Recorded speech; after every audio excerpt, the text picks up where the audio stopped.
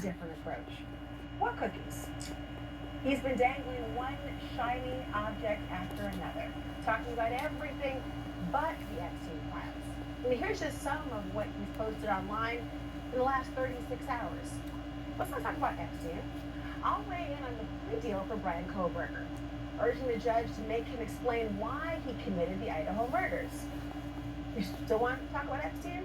Well, look at post a fake AI video of President Obama being arrested in the Oval Office. You still want to talk about Epstein? All right, we'll watch this 6-minute video from Senate testimony about Bitcoin. 6 minutes too long? All right, how about this 3-minute mashup of stunts and tricks? You still want to talk about Epstein? Okay, I know it's off season, but I am threatening to block a stadium deal if the Washington Commanders don't change their name back to the Washington Redskins. Cleveland Guardians should also go back to their other name, the Cleveland Indians. And that's just a taste. I mean, his Truth Social feed looks like everything, everywhere, all at once. Everything except the Epstein files.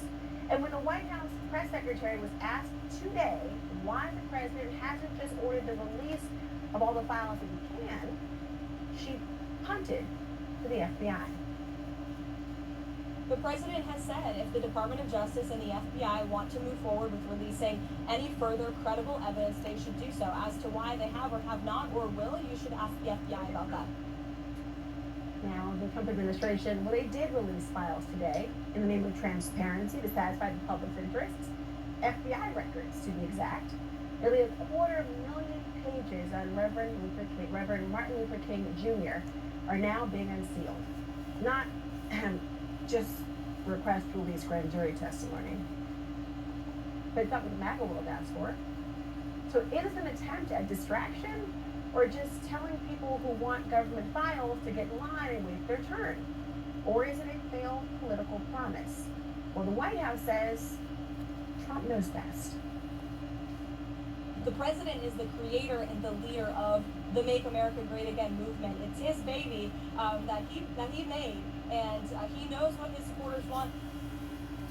But many of the supporters in the MAGA faithful, they aren't quite so sure.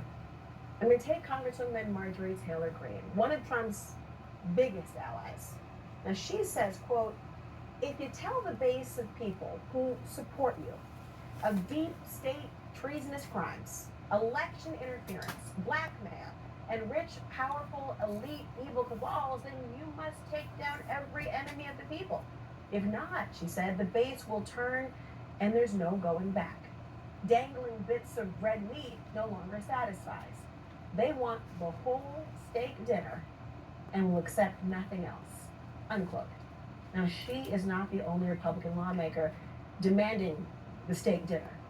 At least 10 House Republicans want to force a vote to release the Epstein files. House Speaker Mike Johnson, well, he's closing the door on any vote before the August recess. But the congressman leading the charge is confident he will eventually get it. I don't think this is going to go away. And I think when we return in September, we'll get phase 2 of the Epstein files, because we'll get, I believe, every Democrat and at least a dozen Republicans who want transparency and justice.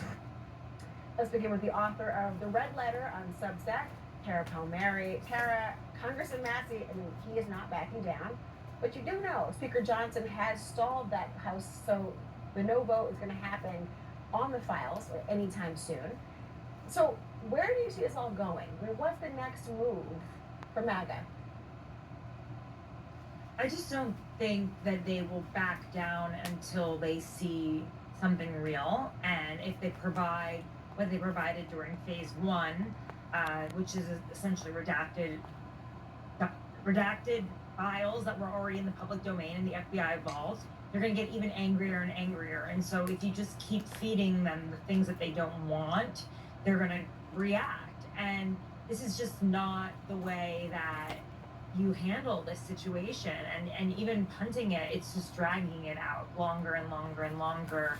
This is something that is a unique situation for President Trump, because he's usually able to create a crisis that allows him to move on from the last one. But this is something that people have been waiting for years, and it impacts all types of people and a lot of apolitical people. A lot of his MAGA followers, they do believe in him, but a lot of them are independents, gadflies, kind of. There's something about them that makes them distrust authority. That's why they've been so drawn to President Trump. And now that they're in office, and now that they are the government, they're saying we're the government, trust us. But for so long they said they're the government, don't trust them. So it's very conflicting to everything that he's ever said before. Yeah. And I think it shows President Trump in a league of elites above them.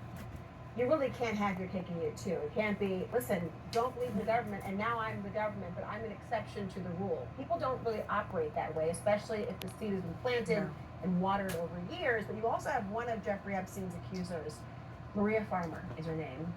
She spoke out on CNN tonight, and she was saying that she ran into Donald Trump in Epstein's office, and Epstein told him, she's not here for you, in reference to her. Now, she didn't allege any criminal action by Trump at that time. And to be clear, Trump has never been the target of an investigation, or has he been in this instance, or charged in relation to Epstein. But this story, of course, is that the sort of detail that would likely maybe appear in a file that people are clamoring to see, even if it doesn't actually implicate him, the presence alone?